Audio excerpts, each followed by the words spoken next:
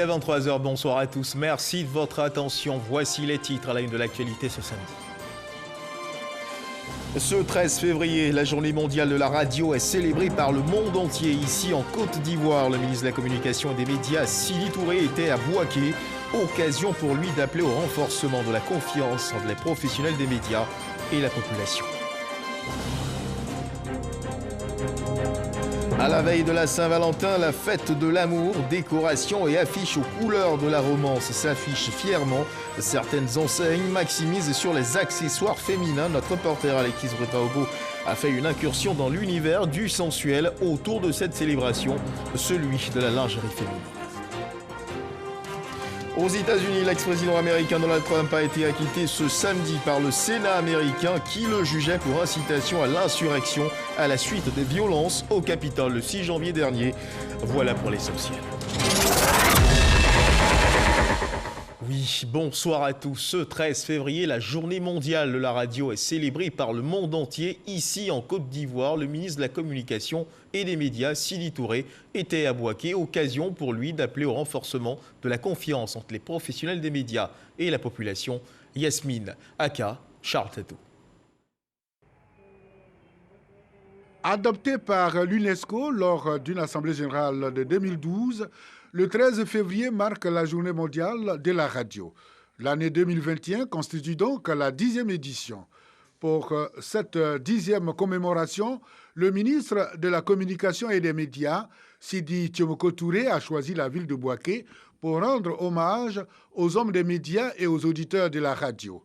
Sidi Touré invite l'ensemble des professionnels de la communication à faire de la radio un outil de paix, un outil qui prône une diversité culturelle et sociale. C'est un instrument de cohésion sociale, un instrument de partage qui diffuse au plus près les messages de réconciliation pour ce qui concerne la Côte d'Ivoire auprès des différentes populations. Donc nous ne pouvions pas être dans cette célébration sans véritablement venir marquer le coup avec Radio Côte d'Ivoire ici dans la branche de Bouaké pour pouvoir dire aux uns aux autres, en tout cas les techniciens et les professionnels de la radio, que l'État est vraiment conscient de leur contribution dans cette ambiance où nous devons célébrer le vivre ensemble, la cohésion sociale, et le média principal qui nous permet d'atteindre cet objectif, c'est la radio. À Bouaké, le ministre de la Communication et des Médias a visité successivement la station régionale de RTI Bouaké et une radio de proximité de la place.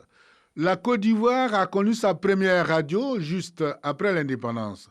Elle compte à ce jour 222 radios. Et l'actualité, c'est également cette remise de véhicules. 234 véhicules au total viennent renforcer le parc auto des services centraux et décentralisés de la Direction générale des impôts. Ces véhicules pour renforcer la capacité de mobilité de ces différents services. La remise de ces véhicules a eu lieu à la Bibliothèque nationale du Plateau. Le reportage de Cheikh Koné. L'objectif de recette qui nous est assigné et qui s'établit, je l'arrondis toujours, à 2750 milliards de francs CFA, je dis qu'il est à notre portée, mais en même temps, en tant que premier responsable, je me dois d'accompagner les agents à travers les services qu'ils animent. Cet accompagnement s'est ainsi matérialisé par l'acquisition de 234 véhicules pour le compte des services centraux, des services de base et des services régionaux de l'administration fiscale. L'objectif est clair. Ce geste s'imposait à nous tous. Les véhicules récents dont dispose la Direction générale des impôts nous ont été alloués par l'État de Côte d'Ivoire au sortir de la crise post-électorale, c'est-à-dire en 2011. Il était donc tout à fait normal de penser au renouvellement du parc, d'autant plus que l'entretien des anciens véhicules nous revenait aussi cher que l'acquisition de nouveaux véhicules naturellement plus performants. Cette acquisition qui s'inscrit dans un vaste programme de dotation en engins roulants pour le compte de la Direction générale des impôts est évaluée à environ 5 milliards de francs CFA. Pour des raisons de respect strict des mesures barrières, la remise symbolique des clés s'est faite en présence de 25 responsables des services centraux, généraux et de base. Et toujours dans le cadre du renforcement des capacités, le ministère de l'Hydraulique et de l'Assainissement a reçu 6 nouveaux véhicules d'un montant d'environ 300 millions de francs CFA. Ces véhicules sont un don de la Banque mondiale. Il s'agit pour la Banque mondiale de renforcer les capacités de ce ministère pour les missions de suivi du projet, de renforcement de l'alimentation en eau et en assainissement en milieu urbain, le PREMU. Patricia Omouitia. Sur 8 véhicules, 6 ont été livrés dans le cadre de la mise en œuvre du projet de renforcement de l'alimentation en eau et en assainissement en milieu urbain PREMU. L'objectif est d'accroître l'accès et la qualité des services d'eau et l'accès à l'assainissement dans les zones urbaines. Le but est d'améliorer la planification et le suivi du secteur de l'eau potable en milieu urbain. C'est vrai que nous avons occupé le terrain, mais on était quelque peu handicapés par les moyens logistiques. Aujourd'hui, nous venons d'avoir ces moyens, donc nous sommes vraiment soulagés de cette difficulté. Et je parle aussi de reconnaissance, il faut vraiment l'exprimer à l'endroit de la Banque mondiale, qui nous a fait confiance. Nous avons fait une première phase du projet d'un montant de 50 millions de dollars, soit 29,4 milliards de francs CFA. Et suite au succès de ce projet, la Banque a bien voulu proroger ce projet en nous accordant un projet additionnel d'un montant de 88,2 milliards de francs CFA. Cela va nous permettre d'alimenter environ 1 200 000 habitants à l'horizon 2045. Dabou, Issia, Niakara et Songon sont les villes additionnelles retenues.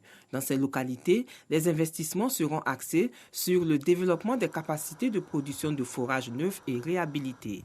L'extension du réseau et le programme de 8000 branchements sociaux vont régler les problèmes de déficit en eau et au faible taux d'accès dans ces centres. Et puis sachez également qu'un commissariat de police existe désormais dans la ville de Dikodougou, chef-lieu de département situé à 50 km de Korogo. La cérémonie d'inauguration de ce commissariat s'est déroulée en présence d'autorités politiques, administratives et sécuritaires de la région. Les populations sont sorties massivement pour être les témoins de cet événement. Ami Sissoko. Amilka, ici, Sama Dikodougou parlait. Nous sommes dans les locaux du tout nouveau commissariat de police de Dikodougou au quartier Commerce dans le Poro. Ce service de police vient rassurer population et opérateurs économiques souvent victimes de braquages dans cette zone de forte production cotonnière. Nous sommes très contents d'avoir un nouveau commissariat dans notre localité. Le commissariat va quand même venir accentuer la sécurité. Ils vont aider les frères d'armes, les gendarmes, pour que la sécurité règne totalement chez nous. Le nouveau commissariat de police de Dikodougou, composé de 3 bâtiments équipés, est entièrement financé par le conseil municipal de Dikodougou à hauteur de 56 millions de francs CFA. Nous n'avons pas de banque. Alors que les banques s'installent dans des endroits où il y a la sécurité. C'est vrai, nous avons la gendarmerie, mais en ville, effectivement, nous avons besoin d'une force pour sécuriser les biens et des populations. C'est pourquoi nous avons déjà commencé à investir dans la sécurité. Parce que sans la sécurité, il n'y a aucun développement. Ce nouveau service de police est doté d'un véhicule de type 4x4 et est placé sous le commandement du commissaire Youssouf Ouattara, anciennement en service à Fek-Sédougou. Il sera aidé dans sa tâche par 49 agents pour assurer la sécurité de 70 000 habitants du département de Dikodougou. Représentant le ministre de l'Intérieur et de la Sécurité, Vagondo Diomandé, à cette cérémonie, le général Joseph Kwame Yao a prôné la collaboration police-population. Chers parents, la police nationale est à votre entière disposition. Je voudrais vous inviter à lui apporter votre soutien en lui donnant des informations.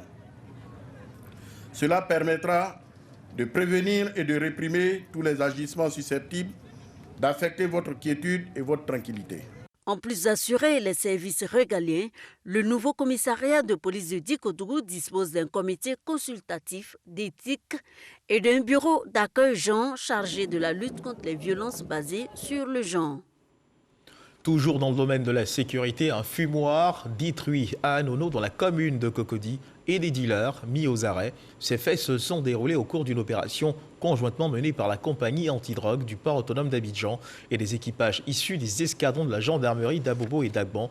De la drogue, précisément du cannabis, a été saisi au cours de cette descente. Le reportage de Walter Amadou Ouattara.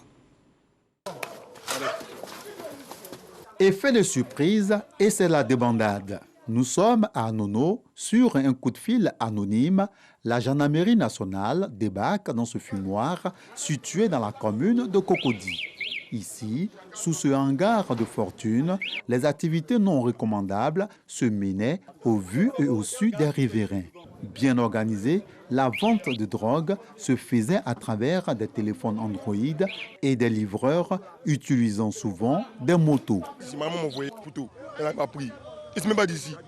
Même moi, il n'était pas d'ici. Maman m'a envoyé un couteau. Je suis venu faire les réparations de ma moto, changer la bière de ma moto. Ils sont venus me trouver là-dessus. Tout le monde est en train de courir, pas m'arrêter. Voilà la cour de ma tante qui est là. Je vais garer où? C'est ici, il vient gars ma moto. Je suis venu payer seulement et puis à fumer. C'est ça, ils sont venus me trouver. Je n'ai même pas fumé, c'est ici ma position. Je fume depuis 2019. C'est maintenant, je suis venu à Nono ici, mais ça fait 1 an que je fréquente ce fumoir. 8 personnes interpellées. En leur possession, 837 grammes de cannabis, dont 144 boulettes et 3/4 de blocs de cannabis saisis. Un individu interpellé brise à séance tenante son téléphone, certainement pour brouiller des pistes. En attendant, l'enquête se poursuit. Nous sommes à une opération de démantèlement de fumoirs. On savait qu'ils étaient là, donc on s'est scindé en 2 groupes. Et déjà, étant à 300 mètres, ils ont su que des personnes étranges venaient et ils ont cherché à s'échapper. Étant professionnel, on a réussi à interpeller ceux que vous avez vus. Tu ne peux pas habiter là et puis on va vendre du cannabis et personne n'informe les autorités. Donc ça veut dire qu'il y a un souci, une complicité. Cette opération a été conduite par la section antidrogue de la gendarmerie nationale avec l'appui de la compagnie antidrogue du port autonome d'Abidjan et de 2 équipages issus des escadrons d'Abobo et d'Agban.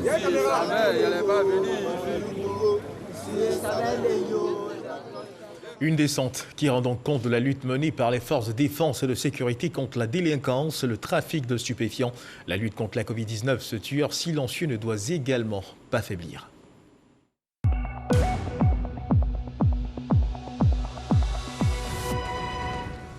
Le ministère de la Santé et de l'Hygiène publique a enregistré ce samedi 13 février 2021 167 nouveaux cas de Covid-19 sur 3173 échantillons à prélever, soit 5,3% de cas positifs, 148 guéris et 0 décès à la date du 13 février 2021. La Côte d'Ivoire compte donc 30 884 cas confirmés, dont 29 062 personnes guéries, 173 décès et 1649 cas actifs. Et on demeure toujours dans le domaine de la santé. Et sachez que le ministre de la Santé et de l'Hygiène publique, le Dr Aka Awele, a donné le coup d'envoi de démarrage des travaux du centre hospitalier régional CHR de Boundiali. Il sera construit sur une superficie de 15 hectares et coûtera à l'État de Côte d'Ivoire 40 milliards de francs CFA. Le CHR de Boundiali sera doté de plusieurs infrastructures, un bloc de maternité, un bloc d'hospitalisation et des services de médecine générale. Ami Sissoko. C'est parti pour les travaux du centre hospitalier régional CHR de Boundiali. Cette infrastructure sanitaire, dont la capacité d'accueil est estimée à 150 lits, sera bâtie sur une superficie de 15 hectares. L'infrastructure comportera plusieurs services, notamment un bloc de maternité, un bloc opératoire, un bloc d'hospitalisation et des services de médecine générale, de pédiatrie et de logements pour le personnel. La construction de ce centre de santé régional s'inscrit dans le cadre de la réalisation du vaste programme hospitalier conçu par le gouvernement pour accroître l'offre de santé au profit des populations. Le président de la République et son gouvernement ont un projet extrêmement ambitieux pour la Côte d'Ivoire en matière de santé.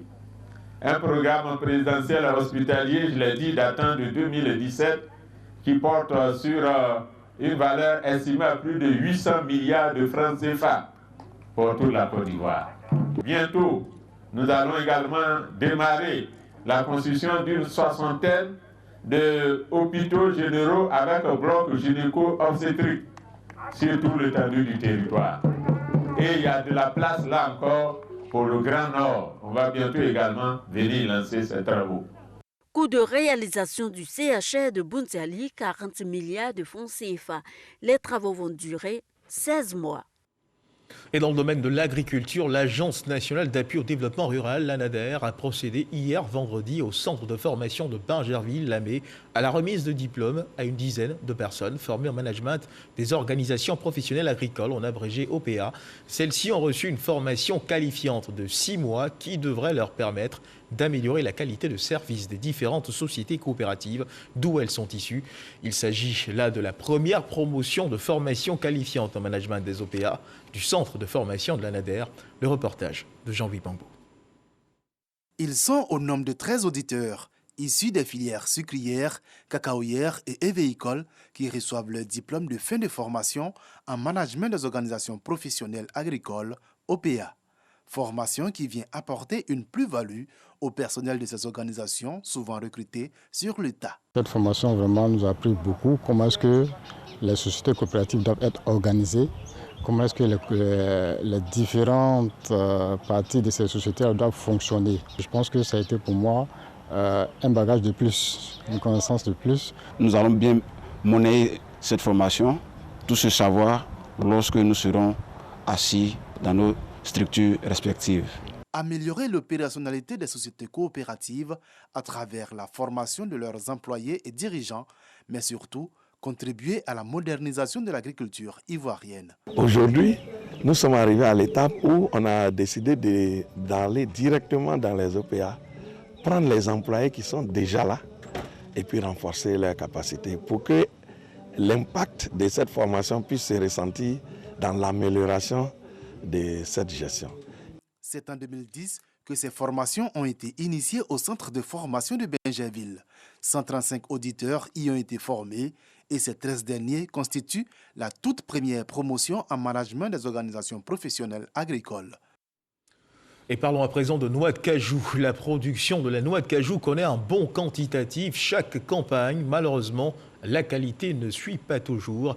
Pour allier la qualité à la quantité, le gouvernement, le conseil du canton et de l'Anacarde forment les producteurs dans l'ensemble des zones de production. Les producteurs de la région du Hambol ont reçu les rudiments nécessaires pour appliquer les bonnes pratiques de pré-recette et récolte et post-récolte. Les producteurs ne sont pas les seuls à travailler pour la qualité. Tous les acteurs de la filière seront formés afin que la Côte d'Ivoire soit le premier pays mondial producteur en quantité et en qualité. Soro Corona. Laissez tomber les fruits de même de l'arbre. Ramassez tous les 2 jours les fruits. Séparez le même jour les noix des pommes à l'aide d'une ficelle. Séchez les noix brutes sur des claies. Des bonnes pratiques pré-récolte, récolte et post-récolte pour garantir la qualité de la noix de cajou. Ces bonnes pratiques au centre de la formation des producteurs de la région du Hambol. Des efforts du gouvernement et du Conseil du coton et de l'Anacarde pour améliorer la qualité de la noix de cajou made in Côte d'Ivoire. Il y a 2 ans, je dirais, on était à un certain niveau avec l'encadrement qu'on a eu. Mais depuis, il y a eu un certain découragement au niveau de nos producteurs. Donc cette tournée-là, justement, concourt à ce qu'on remobilise tout ce qui avait été fait pour que ces bonnes pratiques-là reviennent au niveau de nos producteurs. Venus des 3 départements de la région, les producteurs ont été appelés à mettre en pratique toutes ces techniques. La qualité est désormais l'affaire de tous les acteurs de la filière. On a gagné la bataille de la quantité. Maintenant, la bataille qui reste à mener, c'est la bataille de la qualité. Sensibiliser au niveau national tous les acteurs, c'est-à-dire les producteurs, les pisteurs, les acheteurs, les transformateurs, les exportateurs et même les transporteurs pour dire qu'il y a intérêt à préserver la qualité de noix de cajou origine Côte d'Ivoire. Les producteurs présents se sont engagés à être des formateurs ou prêts de se rester dans les villages. La formation est bonne et on a constaté qu'il faut suivre les conseils de l'ANADER qui est tenu à nous former. De retour d'ici, c'est encore passer le message à nos parents qui sont encore dans les villages, ceux qui avaient encore ces anciennes pratiques, de pouvoir adopter ces nouvelles pratiques afin de pouvoir encore améliorer la qualité de la noix de cajou. Avec plus de 850 000 tonnes produites en 2020, la Côte d'Ivoire est le premier producteur mondial de l'anacarde. La région du Hambol est la 2e zone de production avec environ 100 000 tonnes la campagne dernière. Des producteurs heureux de recevoir cette formation. Et puis en France, une association baptisée les Amis de San Pedro sillonne le pays, plus précisément la région parisienne. Elle explique aux élèves le processus de fabrication du chocolat, l'action de l'État pour garantir la qualité du chocolat et assainir la pratique. Une bande dessinée est confectionnée d'ailleurs depuis quelques années pour mieux porter le message de cette association. Et cette bande dessinée, les Amis de San Pedro entendent la présenter très bientôt à la première dame Dominique Ouattara qui porte le même combat. Franck Quadio. Aubervilliers, banlieue parisienne, un cours bien particulier dans cette salle de classe du collège Rosa Luxembourg. Après avoir rassemblé les cabosses, on les amène où? Le cacao ivoirien, l'ensemble de la chaîne de production expliquée aux élèves des classes de 4e et 5e. Toutes les étapes, la préparation du sol, la préparation des pépinières, l'entretien des plants, jusqu'à la maturité des cabosses. Ces étapes sont enseignées aux enfants de France. 4 années déjà que cet homme sillonne les écoles de la région parisienne. Désiré Begré, cet Ivoirien, est le fondateur de l'association Les Amis de San Pedro. On leur a donné toutes les informations qui concernent le chocolat, qui concernent le cacao, la place de la Côte d'Ivoire dans le monde du cacao. C'est la première, hein, donc il faut qu'ils sachent d'où vient le cacao. Des quiz et des jeux pour stimuler l'attention, mais l'essentiel du support pédagogique se tient à cette bande dessinée. Wa Konongbe, la cabosse qui parle, avec entre autres ambition briser les idées reçues sur le cacao ivoirien, notamment pour ce qui concerne la question du travail des enfants. Cette année, nous avons introduit dans nos programmes scolaires la campagne de sensibilisation du CNS, le Comité national de surveillance des actions de lutte contre le travail, l'exploitation et la traite des enfants. Nous savons qu'en Côte d'Ivoire, le cacao est un cacao éthique et moral, que le cacao ivoirien n'emploie pas les enfants dans les plantations et que la place des enfants se trouve à l'école. À ce titre-là, la loi est universelle et tout contrevenant s'expose à la loi en Côte d'Ivoire. De ce fait, l'ONG Children Africa, que dirige notre première dame, Mme Dominique Ouattara, a créé des aires de jeu et des écoles à proximité des cacaocultures. Une façon de prolonger l'action de la première dame de Côte d'Ivoire, Dominique Ouattara, qui porte le même combat. Désiré Begré et ses amis veulent construire durablement l'idée d'un consommateur nouveau du chocolat ivoirien en Europe. Les enfants que nous enseignons, demain seront des décideurs.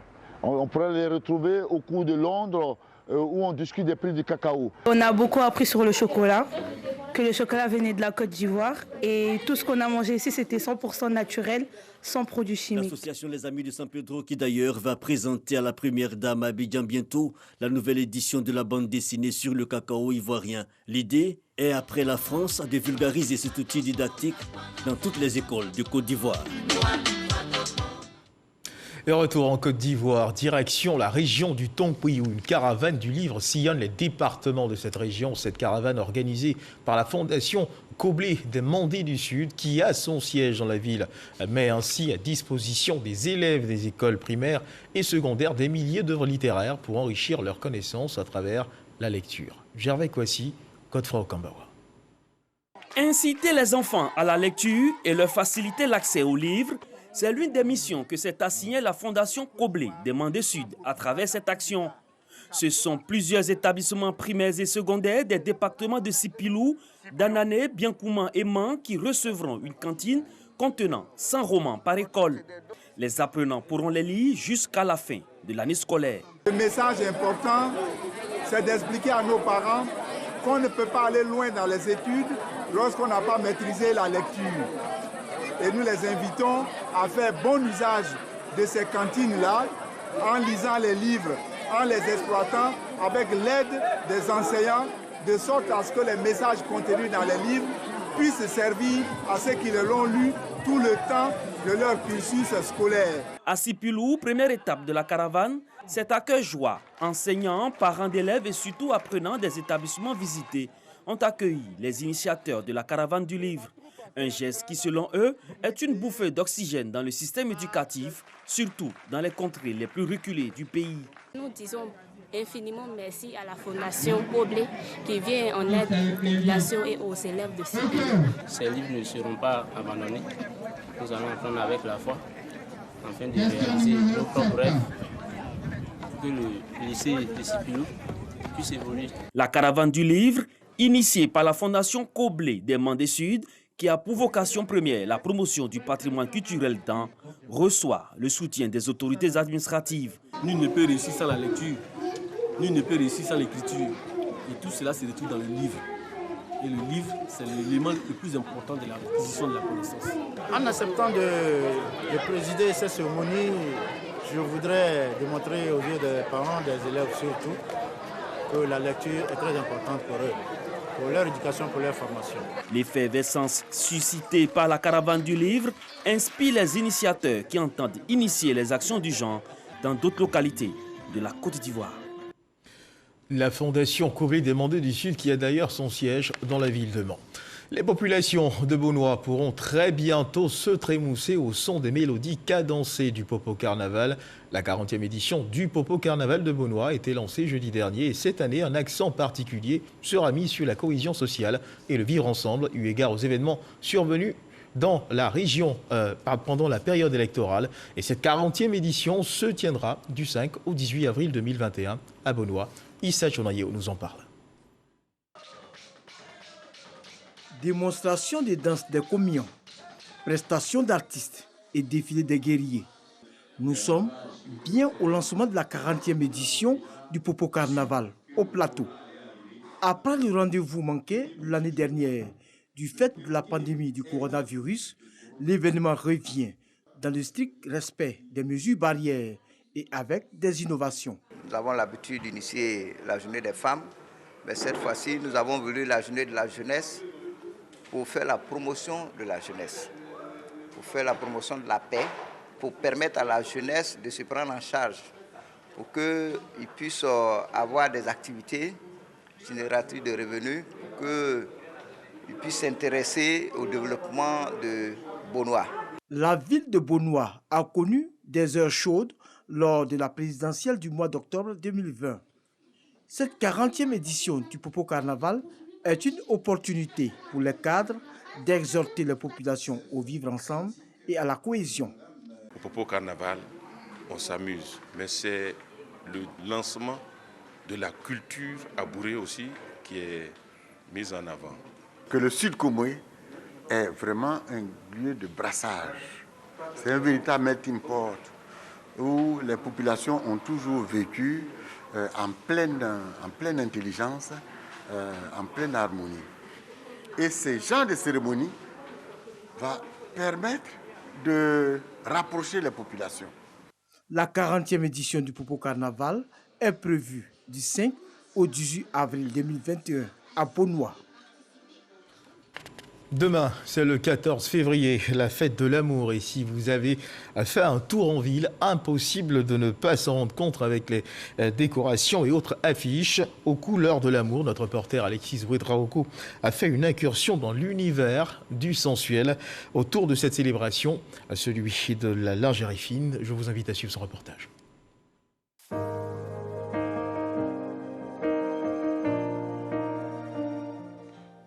Froufrou et dentelle, gadgets et parfums, le cocktail parfait pour une Saint-Valentin coquine. Depuis plusieurs années, Zita Ferro s'est engagée dans l'univers du coquin.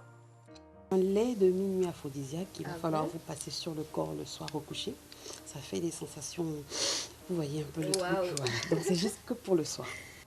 Et pour satisfaire une clientèle de plus en plus exigeante, elle a lancé il y a quelques semaines l'un des premiers bars à parfum de la capitale. Une femme va être sexy, sortir la tirerie, la lingerie la plus coquine, mais s'il n'y a pas la bonne odeur qui va avec, en fait sentir bon c'est la base. Un peu plus loin, à la Riviera 2, nous retrouvons Awa Diallo, spécialiste de la lingerie fine. Durant la période de la Saint-Valentin, sa boutique ne désemplit pas. Des clients et clientes de tous horizons à l'affût d'originalité. Pour moi, être une femme, ça passe avant tout par la lingerie. Je suis venue spécialement pour la Saint-Valentin et puis prendre des choses qui feront leur effet pour la fête. C'est la saison de l'amour, donc elles viennent prendre beaucoup de choses, surtout les accessoires coquins, parce que ce n'est pas vendu sur tous les étalages, donc elles préfèrent prendre des trucs rares, de qualité, parce qu'à cette période-là, les gens dépensent plus dans la lingerie. Entre nuisettes et gadgets, Awa reste aux petits soins de sa clientèle. Elle explique l'importance du coquin dans les couples, une véritable panacée contre la monotonie. Le pire ennemi d'une vie de couple, c'est la routine. Matin, travail, le soir, maison, week-end, les enfants. Il faut lutter contre ça pour réveiller la flamme d'amour qui nous a unis avant les enfants. Et ils sont de plus en plus nombreux à en être consommateurs de ces petits plus qui ravivent la flamme. Les boutiques l'ont si bien compris qu'elles misent sur des conseils et produits de plus en plus attrayants. La fête de Saint-Valentin, ce n'est pas forcément que le rouge. On peut porter quelque chose de sexy, quelque chose de bien pour faire plaisir à son conjoint, pas forcément le rouge. Pourvu que vous soyez bien, pourvu que vous soyez bien mise et puis vous soyez sexy, c'est le plus important. Le 14 février, c'est la Saint-Valentin. Il y aura comme de l'amour dans l'air. Et conclusion, il faut réveiller la flamme de l'amour. Aux États-Unis, l'ex-président américain Donald Trump a été acquitté ce samedi par le Sénat américain qui le jugeait pour incitation à l'insurrection à la suite des violences au Capitole le 6 janvier dernier. 57 sénateurs ont voté pour un verdict de culpabilité et 43 contre. La majorité des 2/3 nécessaires à la condamnation n'a donc pas été atteinte. Acquitté, l'ex-président a promis de continuer à défendre la grandeur de l'Amérique. Et c'est sur cette position affichée par l'ancien président américain que se referment les pages de cette édition. Merci de nous avoir suivis. Dieu garde la Côte d'Ivoire.